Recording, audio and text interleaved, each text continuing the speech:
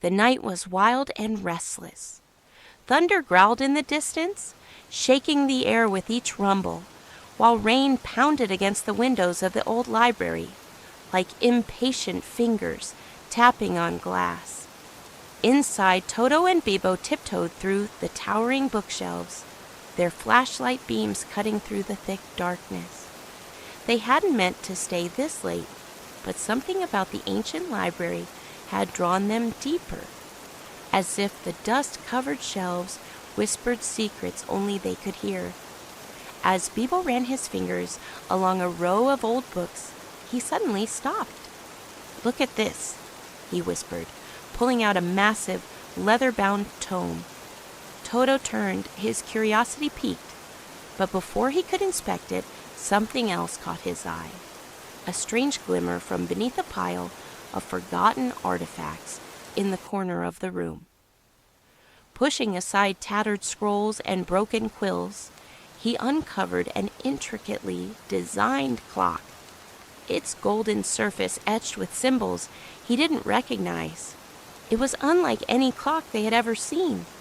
The hands weren't moving, yet it radiated a strange pulse, like a heartbeat, faint but undeniable. Bebo leaned in, his breath slow and measured. "It's not ticking, but it feels alive." Toto, unable to resist the pull, reached out and turned the ornate dial in the center. The moment his fingers touched it, the hand sprang to life, spinning wildly, glowing with an intense golden light. The room shook violently.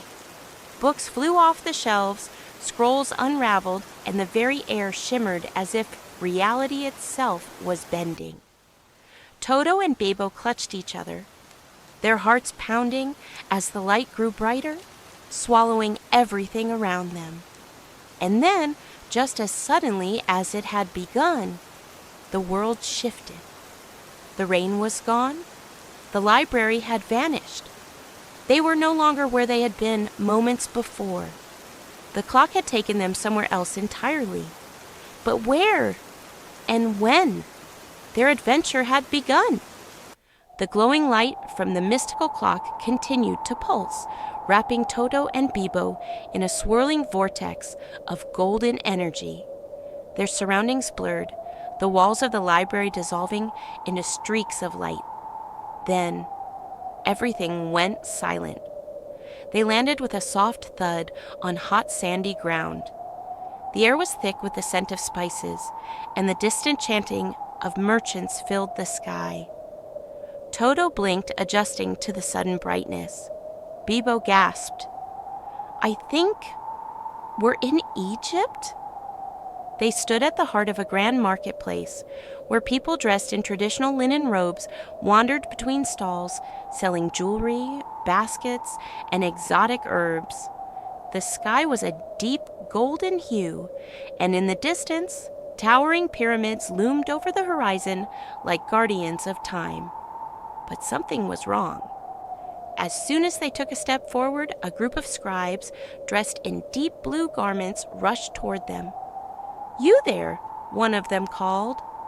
"The pharaoh demands your presence immediately." Toto and Bebo exchanged wide-eyed glances. The pharaoh?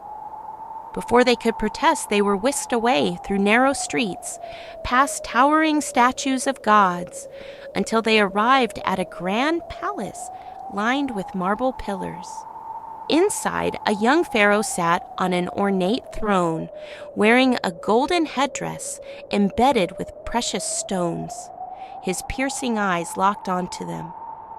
"I have been waiting for you," he said. "Waiting for us?" Bebo whispered in confusion.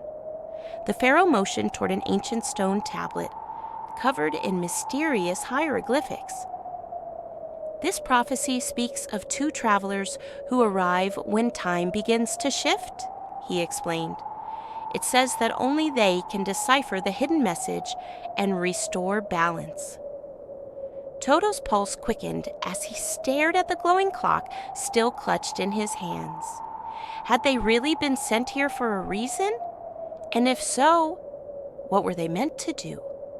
The glowing clock hummed again, its gears spinning wildly, pulling Toto and Bebo into another swirling vortex. The golden light surrounded them, twisting and turning until thump! They landed hard on a stone path, the air suddenly cool and crisp, filled with the scent of burning torches and fresh bread. Bebo groaned, rubbing his back. "Where are we now?" Toto looked up, and his jaw dropped. They were standing in the middle of a medieval town, surrounded by stone houses, towering castles, and knights in shining armor. A large marketplace bustled with villagers carrying baskets of fruit, while a town crier shouted news about the kingdom. Before they could make sense of their surroundings, a guard in full armor stomped toward them. "You there? By royal decree, you must come with me." Toto and Bebo barely had time to react before they were escorted into a massive castle, its towering spires touching the sky. Inside, a young king sat on a golden throne wearing a heavy red cloak. His expression was grim. "You have arrived at the perfect time," he said. "The prophecy speaks of two travelers who will help save the kingdom from a great threat." "A prophecy," Bebo muttered. "We're not exactly heroes." But before he could protest further, a mystical robed figure stepped forward. "The enchanted beast is awakening," the wizard warned. "The kingdom will fall if you do not act." Toto and Bebo glanced at each other. They had barely escaped ancient Egypt. Now they were expected to face a legendary creature. The clock buzzed in Toto's hands, almost as if it knew they had a mission to complete. Their journey through time was far from over. The magical clock hummed again, its golden gears spinning faster and faster, pulling Toto and Bebo into another swirling vortex. Their bodies felt weightless, surrounded by rippling light as if they were diving deep underwater. Then splash! They landed not on solid ground, but in crystal clear water, the weight of the ocean suddenly pressing around them. Bubble-like energy fields formed instantly, surrounding them so they could breathe. Bebo gasped, "We're underwater?" Before they could panic, they saw it, Atlantis. Glowing blue and gold towers stretched toward the ocean's surface, their surfaces shimmering with bioluminescent coral and flowing seaweed. Strange-looking fish and glowing jelly-like creatures swam lazily between the towering structures, while humanoid figures with webbed hands and translucent fins moved gracefully through the streets of the ancient underwater city. Toto and Bebo floated toward the main plaza, where a grand temple stood at its center, covered in mystic symbols carved into deep blue stone. They barely had time to take in the beauty before an elder Atlantean, dressed in flowing golden robes, approached them. "You have arrived at a dangerous time," he said, his voice echoing like ocean waves. "Atlantis is sinking." Bebo's eyes widened. "Wait, what?" The elder nodded solemnly. "A powerful artifact has gone missing. The heart of the ocean, the crystal that keeps Atlantis from collapsing into the deep. We fear it has been stolen." The golden clock in Toto's hands buzzed almost as if urging them forward. Atlantis was in danger, and they might be the only ones who could save it before time ran out. The golden clock buzzed again, its gears spinning wildly, sending Toto and Bebo into yet another swirling vortex. Their bodies felt light as air, twisting and tumbling through the mysterious flow of time. Then thud! They landed hard in the middle of a dusty street, coughing as sand and dirt whirled around them. Bebo groaned, pushing himself up. "Where are we now?" Toto looked around in amazement. They were surrounded by wooden saloons, old wagons, and cowboy hats.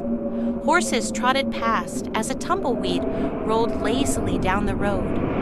Before they could process the scene, the sheriff, a rugged man with a silver star pinned to his vest, strode toward them. "You two better keep your heads low," he said sternly. "There's trouble in town." Bebo gulped. "Trouble?" The sheriff glanced toward a wanted poster nailed to a wooden post. The face staring back at them was a masked outlaw with cold eyes and a smirk that promised danger. "This outlaw just stole something important," the sheriff continued. "A strange-looking golden clock." Toto and Bebo froze. "Their clock!" Before they could react, gunshots rang out from the saloon. The outlaw had spotted them and was making a run for it. Without thinking, Toto grabbed Bebo's arm. "We have to get our clock back." And just like that, they raced after the outlaw, weaving through the chaotic Wild West town, dodging horses, barrels, and flying cards from an intense poker game. They were out of time, literally, unless they could reclaim their magical clock before it was too late. The golden clock whirred, its gears spinning faster than ever, pulling Toto and Bebo into yet another shimmering vortex. The world around them twisted and stretched, streaks of light flashing like shooting stars. Then bam! They landed on metallic ground, the air thick with the hum of hovering drones and the distant whir of flying cars zooming through the sky. Bebo stood up and gasped. "No way! This is the future!" They were surrounded by towering neon skyscrapers, their surfaces reflecting holographic advertisements, each one showcasing incredible inventions, robots with artificial intelligence, smart suits that could change colors, and virtual worlds projected into thin air. Before they could process everything, a small hovering droid approached them. "Welcome to Neotech City," it chirped. "You are new travelers, correct?" Toto hesitated before nodding. Yeah?" The droid's lights flickered. "Then you must hurry. The system has detected a disturbance in time. A rogue machine is trying to rewrite history, erasing past civilizations." Bebo's eyes widened. "Erase history? That means—" "Yes," the droid confirmed. "The past will cease to exist. And so will you." Toto gripped the glowing clock, feeling its energy pulse, almost urging them forward. If they didn't act fast, time itself could be permanently rewritten, and their journey would end forever. The golden clock buzzed louder than ever, its gears twisting wildly as Toto and Bebo were pulled into another vortex of time. Colors blurred, sounds warped, and suddenly, thump! They landed hard on soft, damp earth. The air was thick with humidity, carrying the scent of wild plants and untouched nature. Bebo pushed himself up, brushing off mud and leaves. "Please tell me we're not where I think we are." Toto turned and his breath caught. Towering above them were massive prehistoric trees, stretching toward a golden sky. Strange giant ferns surrounded them, and in the distance something moved between the bushes. Then a deep, thunderous roar shook the ground. Toto and Bebo froze. Slowly they turned their heads, and there it was, a Tyrannosaurus Rex, its massive jaws stretching wide, teeth gleaming in the sunlight. Bebo gasped, grabbing Toto's arm. "Run!" Now the two bolted through the jungle, dodging thick roots and swinging vines as the T-Rex thundered after them, shaking the ground with each step. Just as they reached a small clearing, Toto spotted something unusual, a tiny dinosaur trapped beneath a fallen tree branch. Its big, terrified eyes pleaded for help. Bebo hesitated. "We don't have time." Toto gritted his teeth. "We can't just leave it." Working fast, they lifted the branch together, freeing the small creature. The baby dinosaur let out a grateful chirp. Then suddenly, a larger dinosaur appeared, rushing toward them. But this time, it wasn't a threat. It was the baby's mother. She nudged her child lovingly before turning to Toto and Bebo with what felt like a thankful nod.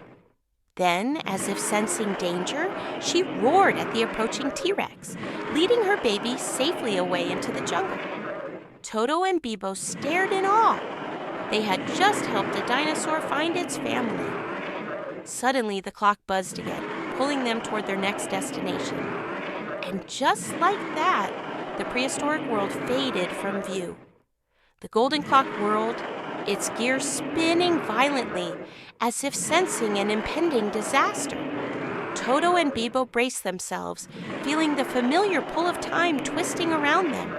Only this time, something was different. The swirling vortex collapsed, and suddenly, they were floating in a space where time itself had no meaning. They found themselves inside a realm unlike anything they had seen before.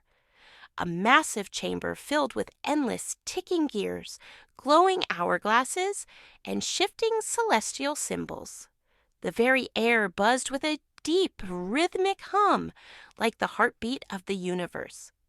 At the center of it all stood a figure cloaked in shimmering silver robes, the clockmaker. His face was partially hidden behind a mechanical mask, and his eyes gleamed with a strange, ancient light. "You have traveled through time," he spoke, his voice echoing across the chamber. "But now the balance has been disturbed." Toto held up the glowing clock, feeling its energy pulsing erratically. "What's happening?" "The threads of time are unraveling," the clockmaker warned. "Every place you visited has left ripples across history. If you do not repair them, time itself will collapse." Bebo's breath caught in his throat. "Collapse? That means—" "Yes," the clockmaker interrupted. "Everything will be erased." The chamber began to tremble, the hourglasses cracking, the gears grinding harder. "You must make a choice," the clockmaker continued. "Restore the balance, or let time fall apart forever." Toto and Bebo looked at each other, the weight of their journey pressing heavily upon them. They had traveled through past civilizations, seen wonders, faced danger, and now they held the fate of time itself in their hands. And they were running out of it. The golden gears of the mystical clock whirled one last time, sending Toto and Bebo spiraling through shimmering light. Time twisted and stretched around them, history folding in upon itself, until suddenly, thump! They landed back in the old library, exactly where their adventure had begun. The storm outside had vanished, replaced by the quiet hum of crickets and the distant glow of city lights. For a moment, neither of them spoke. Then Bebo finally exhaled, staring at the clock in Toto's hands. Did that actually happen? Toto looked around expecting something to feel different, but everything seemed untouched. No pyramids, no castles, no futuristic neon skylanes. Just books, dust, and silence. Had it all been real?